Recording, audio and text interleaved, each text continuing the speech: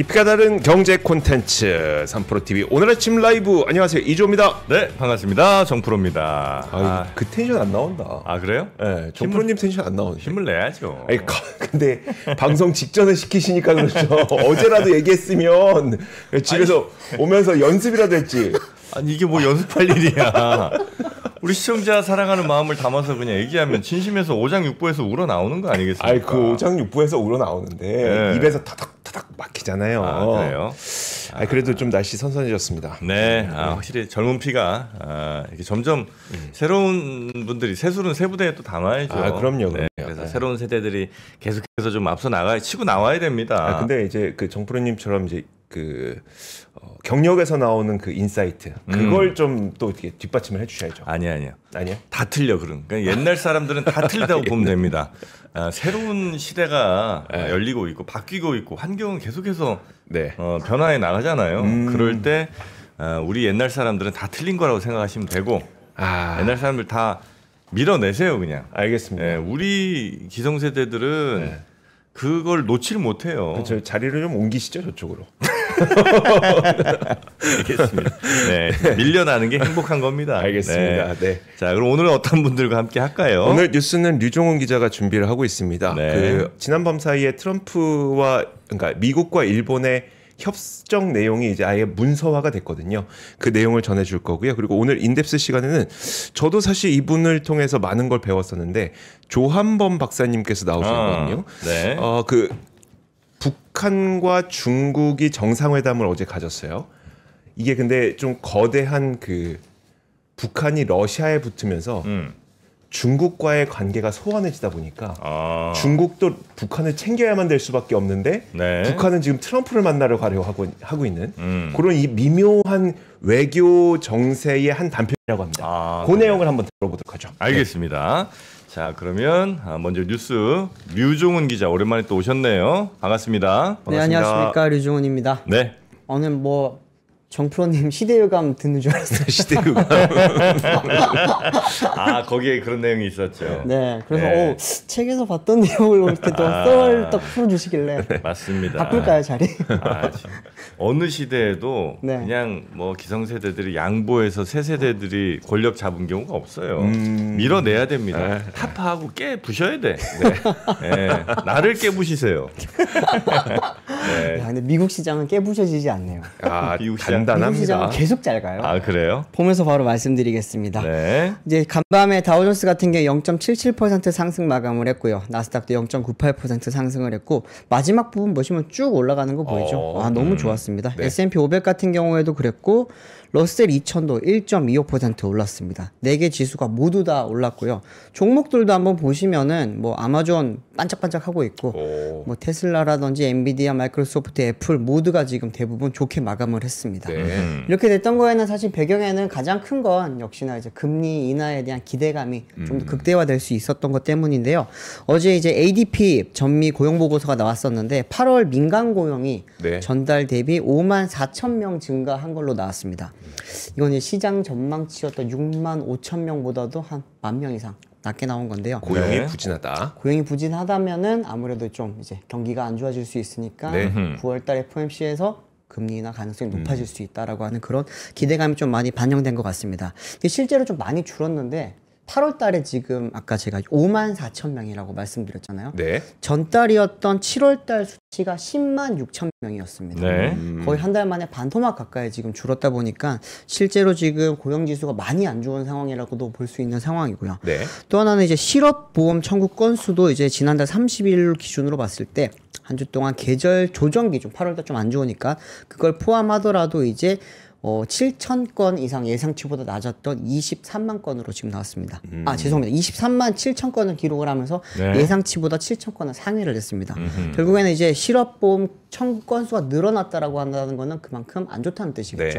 이제 그런저런 지금 이유들로 인해서 지금 좀 배드뉴스 이제 굿뉴스라는 게 좀 어떻게 보면 되게 아이러니한데 미국 시장에서는 아직까지도 좀 그게 받아들여지는 것 같고 아무래도 아까 제가 잠깐 보여드렸던 나스닥이라든지 S&P 500이 지금 마지막 부분에 좀 많이 올랐던 그런 그래프 같은 경우에도 좀 이런 네. 실업보험 청구 건수라든지 ADP 고용 지수가 영향을 많이 미친 걸로 지금 보이고 있습니다. 네. 자, 그러면 뉴스 하나하나 좀 가볼까요? 네, 첫 번째 뉴스는 이게 간밤에 나온 게 아니라 사실 방송 들어오기 한 2시간 전에 발표됐습니다. 저도 막 다른 뉴스를 막 준비를 하다가 이제 트럼프 대통령이 사인을 했다라고 하는 게 바로 뜨면서 제가 뉴스를 좀 긴급하게 바꾼 내용인데 바로 말씀을 드리겠습니다. 뭘 사인했어요? 이게 일본과의 상호 관세 맺었고 그 품목 관세 다 맺었었잖아요. 네. 근데 관세 협상은 끝났는데 언제 시행을 할지에 대해서 지금 아직까지 명확하지 않았고 네. 또 일본 같은 경우에는 관보에 나왔던 플러스 15%라는 게 저희가 그때 네. 말씀드렸잖아요. 네. 근데 이게 플러스 15%는 상호 관세였고 품목 관세는 어떻게 될지는 아직 안 정해져 있었던 상황인데 오늘 네. 사인한 거는 자동차 품목 관세를 결국에는 15%로 확정을 했다는 내용입니다. 이거 제가 그때 방송 드리면서 앞권에서도 말씀드리고 여러 번 말씀드렸는데 근데 이게 헷갈렸던 게 딱 그거였었잖아요. 미국과 일본은 FTA를 맺고 있지 않았기 때문에 그렇죠. 기본적으로 일본에서 미국으로 넘어가는 자동차에는 관세가 2.5%였었나요? 붙어 네, 있었고 2.5%입니다. 붙어 있었고 그러면 15%면 17.5%야 아니면 15%야 이게 헷갈렸었는데 그렇죠. 어떻게 나온 겁니까? 그러면? 결국에는 15%가 된 겁니다. 15%로. 네. 그때 이제 많은 뭐 유튜브라든지 매체에서는 다들 이제 17.5%가 됐다라고 맞아요. 하면서 그렇게- 관보에 나온 내용을 네네. 보고 이야기를 했던 거예요. 근데 관보 내용은 상호 관세입니다. 상호 관세였기 때문에 기존 관세의 플러스 15%가 된다라는 내용이었고 네. 근데 품목 관세는 아직까지 안 정해져 있었기 때문에 자동차가 17.5가 될지 15가 될지 몰랐지만 그때 많은 이제 국내 매체들은 17.5가 될 거다라고 좀 희망적인 이야기를 많이 던졌죠. 네. 근데 저 같은 경우에는 그때 이제 아직 정해진 게 아니다. 이거는 15가 될 수도 있는 상황이라고 말씀드렸고 네. 저 이제 그때 욕을 좀 많이 먹었어요. 맞아요. 매국 너라고. 너는 한국이 그러면 한국 경쟁 국가가 관세가 낮게 나왔으면 좋겠냐라는 이야기를 네, 많이 들었는데 네. 전 그렇게 말을 한 게 아니라 정확한 정보를 전해드리자라고 그때 이야기했던 거였거든요. 네. 이거 보면서 좀 말씀드릴게요. 그러면 본인 억울한 걸 왜 다 방송에서 얘기하려고 그래? 욕을 너무 많이 먹으니까 저 한 200살까지 살 것 같아요. 나는 그럼 뭐 천년만년. 네. 네, 보면서 말씀드리겠습니다. 그때 당시 이제 상호관세로 좀 띄워주십시오. 상호관세로 정해졌던 게 일본이 15%, 한국이 15%인데 이게 플러스 15%입니다. 여기 이때 좀 논란이 됐던 부분이 바로 이런 거예요. 여기 보시면은 플러스 15가 될 거다라고 하는 부분이고 일본의 자동차 관세는 기존에 2.5%가 부과되고 있었고요. 네. 이거는 최혜국 대우입니다. 하지만 우리나라 같은 경우에는 한미 FTA를 맺었잖아요. 네. 그러다 보니까 우리는 빵 퍼센트였죠. 빵 퍼센트였기 때문에 우리는 플러스 15가 되더라도 맥시멈 15가 되는 거고 일본은 17.5가 될지 15가 될지 모르는 상황이었는데 네. 오늘 결국에는 15로 지금 확정이 된 상황이라고 보시면 될 것 같습니다. 그러니까 우리나라도 15, 일본도 15예요, 그러면? 네, 그렇습니다. 우리 입장에서는 좀 예상보다 안 좋아진 거죠. 그때 우리가 좀 희망회로를 돌렸던 거는 일본이 17.5였고, 죄송합니다. 2.5였고, 네. 27.5였고, 이게 17.5가 될 거고, 우리는 0에서 25가 됐다가 15가 될 거기 때문에 네. 관세적인 측면에서 우리가 계속 유리할 거다라고 봤던 건데 실제로는 지금 같은 선상에서 지금 움직이게 됐다 보니까 네. 기존에 우리가 2.5% 가량의 이익을 보던 거를 좀 어떻게 보면 네. 잃게 됐다라고 볼 수 있는 거죠. 우리가 근데 15인 거는 맞아요? 우리는 15는 맞습니다. 네, 그럼 언제 뭐- 시행될지 모를 뿐입니다. 서명은 된 거예요? 서명하지 않았죠. 그러니까 일본은 서명을 지금 했다는 거죠? 그렇죠. 네, 그러니까 확실하게 일본은 15라는 거고 네, 우리는 15는 15인 것 같은데 네, 정확하게 서명은 아직 안 했고 네. 근데 이것도 우리 약간 희망회로 여기서 좀 돌려보자면 네. 지금 12.5를 계속해서 지금 강조를 하고 있어요. 엄밀히 말하면 일본 같은 경우에는 플러스 12.5%포인트가 늘어난 거잖아요. 네. 그렇죠, 그렇죠. 그러다 보니 우리도 아. 플러스 12.5%포인트로 해달라고 지금 계속해서 물밑 작업을 하고 있는 상황이에요. 우리는 네. 원래 빵이었으니까. 그렇죠. 네. 이게 만약에 또 관철대 경우에는 우리도 좀 더 약간 유리한 고지를 다시 찾아갈 수 있는 건데 현재로서는 좀 불투명한 상황이다라고 말씀드릴 수 있을 것 같습니다. 네. 이 내용은 이제 7월 22일 날 무역 합의를 했던 것에 좀 근거를 하고 있고요. 여기에 대한 이제 세부 서명이 좀 지연이 됐었는데 결국에는 품목 관세를 다 포함을 해서 오늘 서명을 하게 됐고요. 이렇게 되면서 이제 일본 같은 경우에는 뭐 자동차에서 좀 많이 좀 큰 이익을 볼 수 있게 됐고 또 뭐 일본에서 미국에 없는 의약품이라든지 이런 부분에 대해서도 관세 없이 들어갈 수 있게 지금 되면서 일본은 어쩌면은 그때 상호관세 협의가 끝나고 나서 네. 다시 다 몰려갔었잖아요. 그 이후에 알게 모르게 좀 여러 좀 좋은 효과를 많이 거둔 게 아닌가 싶고 우리도 지금 계속 가고 있어요. 우리가 네. 모를 뿐이지 가고 있는데 그 이제 부분에 대해서 우리도 어떻게 보면은 품목관세랑 마지막 이제 그 시행 일자까지 네. 가는 거에서 좀 이득을 보기를 바라는 상황입니다. 근데 정확한 거는 지금 우리나라 자동차 관세는 25%를 여전히 부과를 받고 있다는 거. 현재 상황은 네. 4월부터 4, 5, 6, 7, 8, 5개월째 지금 25% 관세를 냈고요. 네. 아직까지 합의를 그 완벽한 그 시행 일자를 정하지 않았기 때문에 9월 달도 25% 부과돼 받을 가능성이 높아진 상황이고요. 네. 그래요. 지금 이제 4일까지 수출되고 있는 물건들 그 자동차 그 수출품에 대해서는 계속해서 25% 관세를 부과를 받고 있습니다. 빨리 지금이라도 15라도 빨리 해주는 게 낫긴 낫겠네, 그죠? 그렇죠. 이게 뭐 15라도 하면 좋은데 물론 12.5로 하면 가장 바람직하지만. 그렇죠. 네. 근데 이게 장기적으로 봤을 때는 아무래도 좀 그 부분이 유리하다 보니 계속해서 이야기를 하고 있는 건데 네. 이 부분이 좀 늦어지다 보니까 부품업계에서는 좀 많이 힘들어하고 네. 있습니다. 완성차 업계 같은 경우에는 이제 2분기 때만 하더라도 1조 6천억 가량의 지금 무역 손실을 좀 많이 입은 걸로 많이 나타났었는데 부품업체들은 못 버텨요 이거를. 네. 네. 안 내던 거를 25%를 맞았잖아요. 그러면은 수익이 보통 그들이 한 자릿수란 말이에요. 네. 많이 가져가면 5%, 6% 가져간대요. 아, 근데 25%가 가격이 네. 올라간다. 거의 1년치 날라갔다고 볼 수 있는 상황입니다. 그러다 보니까 이 부분에 대해서 좀 많이 힘들어하고 있고요. 트럼프가 진짜 우리 뻔히 작전 알잖아요. 트럼프 막 엄청 세게 때린 다음에 깎아주면서 생색내는 거. 네. 뻔히 아는데 또 당하네. 아니 지금 우리 벌써 얘기만 해도 야 12.5만 해주면 너무 고맙겠다고 하다못해 15라도 해달라 이거 아니에요. 그렇죠, 그렇죠. 원래 없었는데. 네. 이거 참 12.5에 우리가 고마워해야 되는 상황이 왔으니. 네.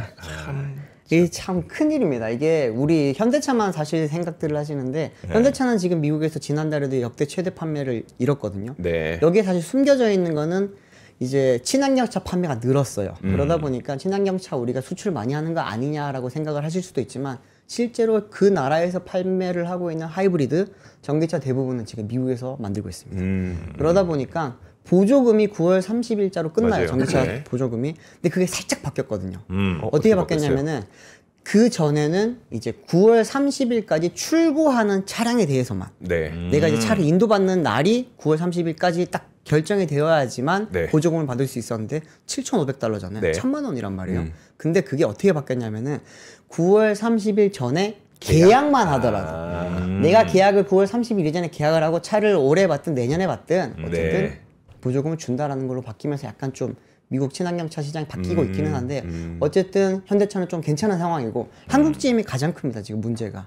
한국 GM 같은 경우에는 이 관세 여파를 지금 버티기가 힘든 상황이고 또 이게 뭐 노란봉투법이라든지 여러 가지 지금 좀 여러 주변 네. 환경 요인들이 네. 겹친 상황에서 지금 올해 임금 협상하고 있거든요. 네. 그런 상황에서 지금 이제 GM 본사에서는 니들 계속 그러면 우리 진짜로 철수해 버린다. 최근에 우리 전기차 프로젝트 가져오던 것도 지금 무산 났어. 니들 어떡할 거야? 라고 하면서 지금 국내 노동자들을 좀 압박하는 요소로도 지금 많이 활용을 하고 있습니다. 근데 그러다 보니 좀 굉장히 좀 우리 자동차 업계 입장에서는 네. 산업계에서는 많이 좀 불안해하고 있는 상황이고요. 제 생각에는 빨리 12.5를 관철시켜주면 좋겠는데 이게 좀 트럼프 입장에서는 최대한 끌면서 유리한 고지를 가져가려고 할 거고요. 네. 또 하나는 이제 부평공장 부지 매각이라든지 청라 이제 R&D 센터 부지 매각이라든지 이런 부분들이 계속 지금 논의가 되다 보니까 네. 한국 GM이 조금 많이 힘들어질 것 같다라고 하는 그런 좀 전망도 나옵니다. 일단은 잡아두고 네.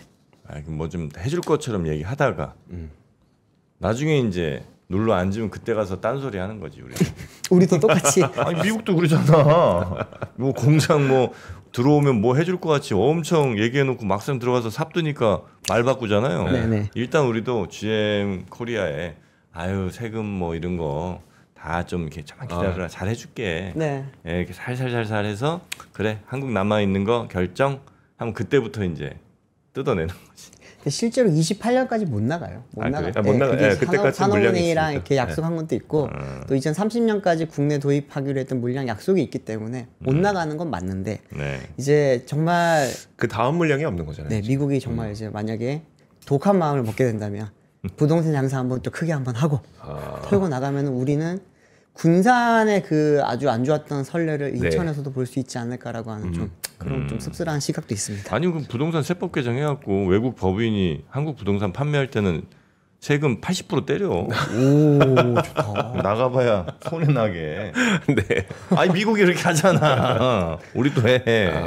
자 일단 이거는 그냥 감정적 발언이었고요. 두 번째 뉴스 가볼까요? 네, 두 번째 뉴스도 조금은 뭐 슬픈 이야기이긴 한데요. 저희가 이제 뭐 석유화학 디스플레이, 뭐 철강에 대해서 안 좋다라고 하는 이야기를 많이 했었잖아요. 네. 근데 실제로 고용이 굉장히 많이 준 것으로 나타나서 이게 제목에는 한국판 러스트벨트라고 하는 용어를 제가 좀 따오기는 했는데 많이 좀 우려스러운 상황이 맞는 것 같아서 한번 가져와 봤습니다. 네. 이번 보도 같은 경우에는 동아일보에서 좀 기획 보도를 했던 건데 이제 한번 표를 띄워 주시면은요.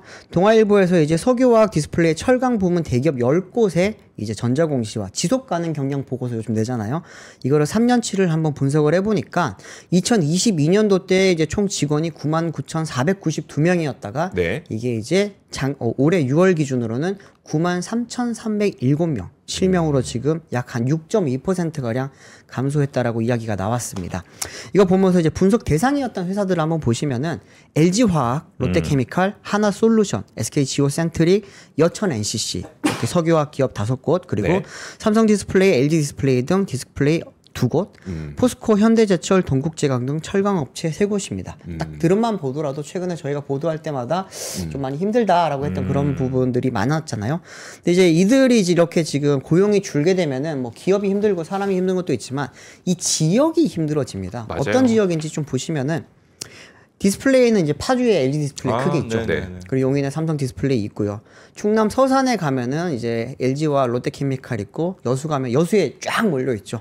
뭐 여천 NCC부터 해서 LG와 롯데케미칼, 하나솔루션 그리고 이제 포항에 현대제철, 동국제강 이렇게 있기는 한데 이 지역들이 지금 다 전체적으로 많이 힘들어질 수 있다라고 하는 게 가장 큰 우려 상황입니다. 기업 같은 경우에는 이겨낼 수가 있어요. 사실은 뭐 다시 합병을 한다라든지 어떻게든지 비용을 줄이고 하면서 살아날 수 있겠지만 지역 같은 경우에는 하나의 기업이 줄고 그리고 이제 거기서 일자리를 잃은 분들이 많아지게 되면 그 지역에 있는 경제가 많이 무너질 수 있죠. 아예 그분들이 옮겨버리시잖아요. 그쵸. 거주지 자체를. 대표적인 곳이 예전에 거제도잖아요.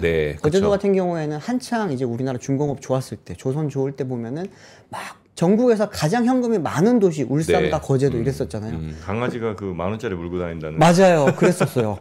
근데 그랬는데 지금은 이제 거제도 같은 경우에는 아직까지 뭐 조선업이 살아나고 있다고 하지만 완벽하게 그때 당시로 지금 복귀를 못하고 있는 상황이고 그게 나타나는 걸 보면 자영업자들 그리고 이제 부동산 시장 같은 경우도 많이 안 좋아졌죠. 이런 게 지금 전국적으로 확산될 경우에는 이제 지방 안 그래도 소멸 이야기도 나오고 지방 안 좋은 이야기들이 나오는데 이런 이제 뭐 충남 서산이라든지 이런 곳은 좀 많이 위험하다고 합니다. 실제로 인구가 지금 이제 서산 같은 경우에는 18만 명이 붕괴됐다고 하거든요. 이렇게 되면서 이게 아까 이조 기자 잠깐 말했지만 일자리를 잃게 되면 다른 일자리를 위해서 옮겨간단 말이에요. 그러면은 지역 경제가 무너지면서 지역 자체가 소멸될 가능성도 많이 높은 상황이라고 합니다. 근데 이런 상황에서 이제 기업들도 그러면 살아남으려고 여러 가지 지금 뭐 길을 찾아야 되잖아요. 그 중에 하나가 지금 이제 철강업체들 중에 포항제철, 포스코가 H&M을 지금 인수를 하려고 한다라고 하는 이야기가 나오거든요. 단독으로 나왔더라고요. 어제 이제 한국경제에서 단독 보도가 있었는데 여러 곳에서 지금 이거를 다 받아 쓴 걸로 봐서는 실질적으로 이루어지고 있는 상황인 것 같고요.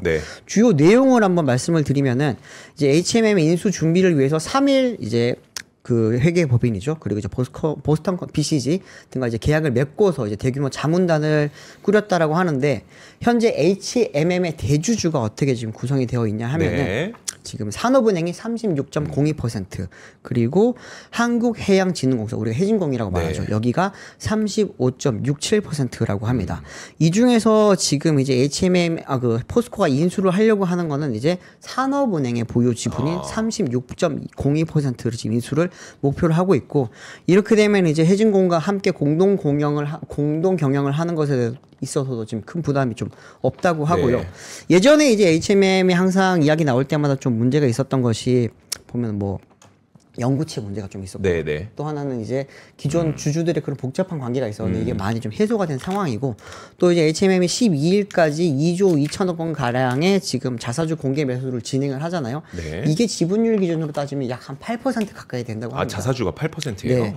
그러면은 이제 아무래도 좀 포스코가 실질적으로 인수를 하러 나섰을 때 네. 인수가 좀 많이 수월하게 이루어질 수 있지 않겠냐라고 하는 이야기가 나오고요. 근데 이렇게 지금 이제 포스코 쪽에서는 여기에 대해서 뭐 크게 부인은 안 하는데 네. 아직까지 확정된 건 아니다라고 하지만 업계에서 지금 많이 가능성이 높게 보고 있는 거는 포스코가 사실 철강업이 지금 많이 안 좋잖아요. 네. 그리고 철강업 다음으로 많이 신경을 썼던 곳이 2차 전지 소재 산업이었죠. 근데 이제 2차 전지 같은 경우에는 전기차가 살아난다고 하더라도 2차 전지가 같이 살아나려면 시간이 좀 더 많이 필요합니다. 네. 워낙 지금 많이 침체가 되어 있고 기존에 공급한 물량이 너무 많거든요. 그러다 보니 이제 새로운 좀 뭔가 먹거리를 찾아야 되는데 그 중에 하나가 이제 또 해운 쪽을 보고 있고 그래서 HMM 인수에 대한 가능성이 좀 많이 점쳐지고 있는 상황이라고 합니다. 여기에 지금 뭐 사실 포스코만 나서는 건 아니고요. 네. 기존에 이제 작년에 나섰다가 이제 좀 무산해서 하림도 여전히 하림도 네. 드리고 있다고 하고 HD현대 쪽에서도 지금 이 부분에 대해서 많이 좀 관심을 갖고 있다고 합니다. 네. HD현대는 요즘 좀 분위기 좋잖아요. 조선업 때문에. 그렇죠. 그러다 보니까 조선업이랑 해운을 같이 가져가게 되면은 좀 많이 좀 큰 시너지가 나지 않겠냐. 대표적인 게 예전에 이제 한진이었죠. 네, 네. 한진그룹 같은 경우는 한진중공업도 있었고 한진해운도 있었잖아요. 뭐 둘 다 지금 좀 어쨌든 뭐 안 좋아진 상황이긴 하지만 네. 그런 그림을 그리고 있는 게 아닐까라고 하는 그런 전망이 나옵니다. HMM을 지금 인수하려고 회사들이 눈독을 들이고 있는 상황. 네. 세 번째 뉴스 갑니다. 네, 세 번째 뉴스는 부동산 이야기를 제가 웬만하면 요즘 잘 안 하려고 하는데 해야 될 것 같아요. 보니까. 부동산 전문가입니다. 우리 류종원 기자. 집구석, 방구석 전문가죠. 제가. 원래 야매가 또 이렇게 확실한 거 아시죠? 분위기 어때요 요즘에? 와, 위험합니다. 위험하다는 게 뭐예요? 627 대책이 나왔을 때 그때 이제 뭐 그 대출 6억 상한선을 정해놓고 이러면서 되게 좀 많이 집값 안정화 갖고 계신 분들은 막 집이 좀 집값이 빠진다고 해서 안 좋아하시기도 했었는데 많은 국민들은 그때 이제 안정화를 갖게 되면은 좀 이제 다시 나도 내 집 마련할 수 있지 않겠냐라고 하는 그런 좀 희망이 있었는데 지금 효과가 사라진 것 같아요. 그래요? 서울 기준으로 봤을 때는. 그래요? 다시 올라간다는 거예요? 엄청 오르고 있습니다. 엄청 오르고 있어요? 네, 엄청 오르고 있어요. 네. 뭐 대표적으로 강남 3구만 보더라도 지금 이제 뭐 우리가 30억이라고 하면 평당 1억이라고 볼 수 있어요. 이게 뭐냐면 국민 평수라고 하는 전용 84제곱미터 기준으로 이제 30억 아파트라고 하면 보통 거의 평당 1억이라고 하잖아요. 근데 그게 예전에는 뭐 반포에 있는 아파트들 뭐 몇 군데밖에 없었거든요. 이제는 송파에 있는 잠실 아파트들도 지금 다 이제 평당 30억 이야기가 나오고 있고 뭐 이제 약간 많은 분들이 음마 아파트 재건축하기 전에 이제 그때 막 30억 이야기 있었잖아요. 음마는 이제 43억까지 올라가는 있는 상황입니다. 호가가. 물론 호가입니다. 근데 이제 이렇게 될 수 있었던 거는 계속해서 지금 부동산의 좀 매수세가 많이 커지면서 그렇게 된 거고요. 제가 어제 이제 한국 부동산원 자료를 보면서 좀 놀랐던 거는 서울 아파트 값이 31주 연속 계속 상승을 하고 있었더라고요. 보면서 말씀을 드리겠습니다. 표를 좀 띄워주시면은 9월 첫째 주 기준으로 주간 아파트 가격 동향을 보시면요. 서울 아파트 값은 지난주 대비 0.08% 올랐습니다. 그러면서 31주 연속 상승세를 이어갔다고 하고요. 상승 폭도 전주 0.08과 동일하게 유지를 했다라고 합니다. 대표적인 지역으로는 마용성이라고 하는 지역이 많이 올랐는데 마포구 같은 경우에는 0.08%에서 0.12%로 상승률이 커졌고요. 용산구도 0.09에서 0.13%로 커졌고 성동구 같은 경우에는 0.19에서 0.2%로 상승폭이 확대가 됐습니다. 뭐 강남구 서초구 같은 경우에도 계속해서 지금 이어지고 있었는데 이게 집값이 오르다 보니까 이렇게 되면은 많은 분들이 좀 많이 불안해 하잖아요. 지금 계속 말씀드리는 게 강남 3구, 마용성, 우리가 계속해서 부동산 상승기 때 이름을 많이 들어봤던 지역들이 계속 오르는데 여기에 좀 기름을 부은 곳이 이제 음마아파트 재건축입니다. 음마아파트 재건축이 결국에는 이제 확정이 된 상황인데 이게 뭐 여기 사시는 분들 입장에서는 되게 좀 반길 소식이죠. 너무나 불편하잖아요, 사실. 보세요. 1979년 준공입니다. 여기서 저랑 이주호 기자보다 얘가 나이가 더 많아요. 아파트가. 근데 이제 이번에 바뀌게 되면서 최고 49층으로 바뀌게 되고 공급이 이제 5,893가구의 큰 아파트가 됩니다. 이 중에서 이제 공공 분양이 이제 1,090채가 이루어지게 되고요.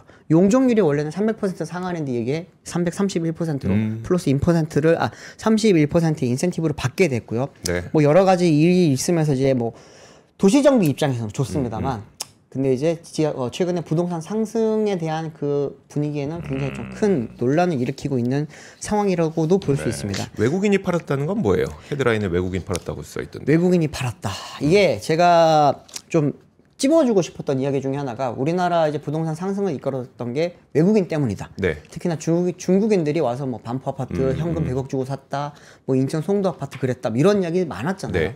근데 그런 거는 사실 많은 건수는 아니었어요. 그리고 그 외국인이라고 나왔던 사람도 대부분이 검은 머리 외국인이었죠. 네.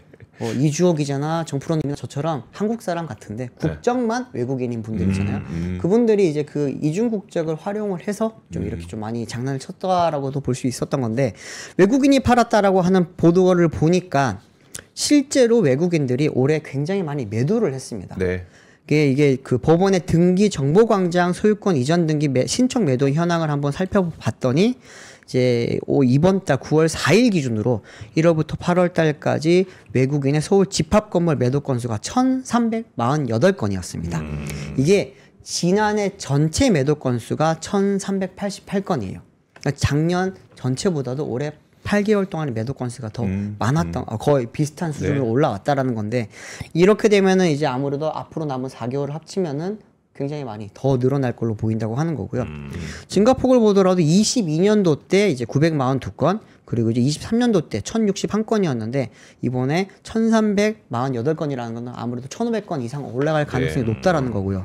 전문가들 입장에서는 이걸 지금 수익 실현으로 많이들 보고 있습니다. 최근에 이제 부동산 좀 많이 가격도 올랐고 다시 한번 이제 규제가 강해질 거라고 이야기가 나오는데 아파트 값이 오르다 보니까 지금이 마지막으로 매도해서 나갈 수 있는 기회라고들 보고 있는 것 같다라고 보는 거고 또 하나는 이제 정부에서 이제 외국인 규제를 하겠다고 했잖아요. 네. 그러면은 실제로 큰 손들이 다시 들어올 가능성이 점점 힘들어진다라고 보고 그들이 번 돈을 한국 사람한테 털고 나가기 위해서 지금 이렇게 많이 팔고 있는 거 아니냐라고 하는 그런 분석도 나오고 있습니다. 네. 약간 끝물이 아닌가 하는 생각도 들기도 하는 뉴스기도 한데 하여튼 핵심은 우리나라 전체 자산 중에 뭐 7, 80%에 해당하는 부동산 시장 쪽에 물론 이제 부동산에서도 다른 지역이라든지 뭐 서울 외곽 이쪽으로는 뭐 별로 하나도 안 올랐을 맞아요. 거고 오히려 떨어진 데도 많을 거고 다만 이제 부동산 시장 쪽에 돈이 몰리는 거를 자본시장 쪽으로 옮긴다고 그렇게 얘기를 했는데 막상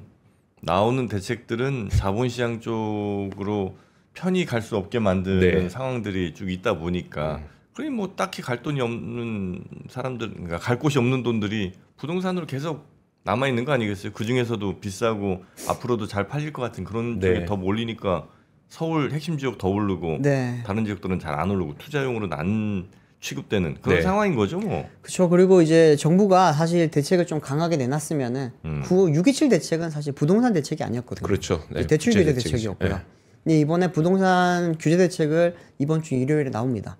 여기에 나오는 내용이 어떤지를 좀 봐야 되긴 할 것 같아요. 이번 주 일요일에 나와요? 네, 이번 주 일요일에 이제 브리핑이 예정이 되어 있고 오전 10시에 브리핑을 한다고 하니까 아마 월요일자 신문에 많이 실려 있겠죠. 네. 그 내용을 보고 나서 어떻게 될지를 좀 많이 지켜봐야 될 것 같은데 한 가지 우려스러운 점은 이제 지방선거가 내년에 있잖아요. 그러다 보니까 여기 이 이제 선거를 위해서 부동산 정책을 지금 정치인들 분들이라든지 지자체장들이 많이 지금 이용을 하려고 하다 보니까 이 부분에 있어서 좀 많이 좀 오히려 시장에 혼란을 주고 있지 않은가라고 하는 그런 분석도 좀 나오고 있는 상황입니다. 아니 뭐 영진이 형 그렇게 정책 내는 게 쉽지 않다고 당연히 쉽지 않겠죠. 뭐 그동안 쭉 흘러오던 어떤 관성 같은 것도 있는데 그게 쉽겠습니까? 근데 그거 어려운 건데 하겠다고 했잖아. 하겠다고 하고 약속을 했잖아요. 그렇죠. 그거 하라는 건데 그걸 지금 잘 안 하는 상황이니까 이제 문제인 거고. 또 뭐 많은 분들이 뭐 취소 건수, 계약 취소 건수 같은 것도 다 체크한 거냐고 하시는데 물론 뭐 있겠죠. 그런 경우들도 적지 않게 있긴 하겠습니다만 하여튼 핵심은 여전히 부동산에 있는 자산이 아직까지 자본시장으로 이동하지는 않는 것 같다. 이게 핵심 아닌가 싶어요. 맞습니다. 하여튼 일요일에 부동산 대책이 나온다고 하니까 또 어떤 대책들이 있을지. 근데 뭐 대충 예상은 좀 할 수 있을 것 같기도 한데 여튼 네. 그거 한번 일요일에 나오는 거 보고 월요일에 조금 더 전해드리든지 하겠습니다. 네. 자, 오늘 우리 류종훈 기자와 함께 했는데 류종훈 기자는 입질 못했군요. 뭘요? 가슴에 뛰노는 악어 한 마리. 저는 라코스테. 라코스테였죠. 여기 잘 흰색인데 흰색 바탕이 있으니까 잘 안 보이는구나. 우리 주 기자는 검정색에 검은색이네. 예. 요게 요즘 유행이에요. 그렇구나. 라코스테는 무조건 초록색이 아니군요. 네. 왜냐면 사실 악어 중에 초록 악어 봤어요? 약간 없죠. 초록 악어 없어. 배는 흰색이고 등은 갈색 뭐 뻘색 같은 그런 색이죠. 그렇죠. 예. 네. 사실은 우리 악어는 녹색이 아니었습니다. 우리 악어는. 그래서 지금 옷 색깔과 맞춤의 악어 색깔이 있는 요게 이제 아주 이쁘죠. 요즘 트렌드군요. 너무 막 녹색으로 튀면 그것도 좀 별로야. 네. 그래서 라코스테 긴팔 클래식 티셔츠고요. 여기 색깔이 흰색, 블랙, 네이비, 그린 이렇게 4가지 색깔, 사이즈는 스몰부터 X라지까지 이렇게 준비가 되어 있습니다. 저희 입은 게 딱 조금 더 보여드릴까? 저는 이제 흰색 이렇게 입었고요. 저는 검은색. 이게 그 아래쪽이 뚝 떨어지는 그런 스타일이에요. 이게 아래쪽에 이렇게 밴드가 있는 게 있으면 뚝 떨어지는 스타일이라서 요거 감안하셔서 스타일 원하시는 대로 골라가시면 됩니다. 이렇게 이제 아래가 좀 큰 스타일은 여기에 이제 그 여자친구 머리 넣기가 참 좋습니다. 들어와 이렇게 하고 넣으면 그렇게 그렇죠. 또 로맨틱할 수가 없어요. 요즘 또 약간 넛입이라고 하잖아요. 이렇게 바지에 넣어서 입는 게 요즘 또 유행이다 보니까 한창 또 빼서 입다가 요즘 또 이제 옷 좀 입는 분들은 다 넣어서 입어요. 넣어서 입는 게 트렌드예요? 그러다 보니 이제 또 요런 스타일, 흔히 말하는 쭉티라고 옛날에 불렀잖아요. 쭉티. 그런 티셔츠 스타일들도 넣어서 입기 또 편하죠. 맨투맨 티처럼 밑에 밴딩이 있으면 넣어 입으면 좀 불편하거든요. 맞아요. 그래요. 류종 기자 또 패션에도 또 일가견이 있으시네. 저는 모든 부분에 관심이 많습니다. 그래요? 요거 이제 59,000원이거든요. 진짜 싼데요, 그러면? 패션을 또 아시는구나. 원래 여기 뭐 10만 원 훨씬 넘잖아요. 한 11만 원 뭐 이 정도 하죠. 훨씬 비싸죠. 요거를 59,000원에 저희가 보내드리니까 이거 커플티로 이렇게 입으셔도 좋겠네. 좋습니다. 흰색 검정 커플도 좋고 아니면 뭐 녹색 화이트 뭐 이런 것도 괜찮을 것 같고 두 분이서 이렇게 예쁘게 입으시거나 아니면 뭐 애들 좀 크셨으면 온 가족 티로 한번 입으셔도 좋겠습니다. 라코스테 시그니처 클래식 긴팔티 가을에 입기 너무 좋은 겨울에도 안에 받쳐 입기 좋은 티셔츠고요. 그리고 애플 망고 젤리도 있습니다. 애플 망고 젤리. 그러니까 애플 망고를 젤리로 만든 거죠? 그렇죠. 사과랑 망고를 같이 넣은 게 아니고. 그렇죠. 애플 망고 과즙이 듬뿍 들어있는 탱글탱글한 프리미엄 젤리. 요거 이제 저는 요걸 아이스크림이나 요거트에 넣어 먹으면 요거트 맛 자체가 약간 그냥 뭐 시큼달달하잖아요. 거기에 이제 약간 좀 달콤한 거, 새콤달콤한 거 넣어주면 그렇게 또 맛있잖아요. 그리고 요걸 약간 지금은 우리가 그냥 먹고 있습니다만 냉장고에 넣었다가 꺼내 먹으면 훨씬 더 탱글탱글. 약간 아이스크림 같겠는데요. 맛있네요. 그렇습니다. 우리 이제 신라 호텔 가서 그 망고 빙수 먹잖아요. 그게 애플 망고 빙수거든요. 그렇죠. 그래요? 그거 먹을 필요 없네. 요거 먹으면 돼요. 그렇습니다. 그냥 얼음 갈아갖고 거기다 이거 이렇게 한 20개 떼어놓고 그러게요. 드시면 되겠고요. 그래서 이렇게 요 봉지로 나온 이 정도 크기입니다. 이 정도 크기의 봉지로 나온 게 7개. 7봉지? 7봉지. 야, 나 많이 주네. 7봉지를 29,800원. 그러면은 7, 4, 4,000원. 한 봉지당 4,000원 정도? 한 봉지당 4,000원 정도. 베트남 갈 필요 없겠네요. 그러게요. 베트남 가면 저거 사오는 거거든요. 이 안에 몇십 개 들은 것 같은데. 항공비 줄었다. 매우 가격이 괜찮은 애플 망고 젤리. 애플 망고 과즙이 아주 듬뿍 들어 있습니다. 그래서 회사에서 사무실 같은데 탕비실에 놓으면 좋겠네. 탕비실에서 이렇게 하나씩 두 개씩 집어 먹으면 일할 때 약간 당 떨어질 때 사장님들 구매해 놓으면 좋겠네요, 진짜. 간식비도 아끼면서. 네. 자, 요렇게 프리미엄 애플 망고 젤리 총 7봉지 29,800원 진짜 쌉니다. 그러네요. 네. 한 봉지에 한 4,000원도 안 하는 거니까. 네. 요즘 이런 거 한 돈만 원씩 할 것 같은데. 그렇죠. 옵션으로 추가 구매하시면은 조금 더 단가가 내려간다고 합니다. 세 봉지 더 추가 구매하시면은 뭐 3,000원대까지 봉지당 3,000원대까지 내려간다고 하니까 쌀 때 챙겨 주시죠. 네, 저희 영상 아래 링크 아니면 저 고정 댓글 링크 따라가시면 바로 구매하실 수가 있고요. 네. 우리 류종훈 기자는 버시럭버시럭 그만하시고 쓰레기는 치워야 되니까. 가서 편안하게 애플망고 젤리 좀 드시기 바랍니다. 네, 고맙습니다. 감사합니다. 운동 계속 하고 있는 거죠? 그럼요. 고맙습니다. 감사합니다. 고맙습니다.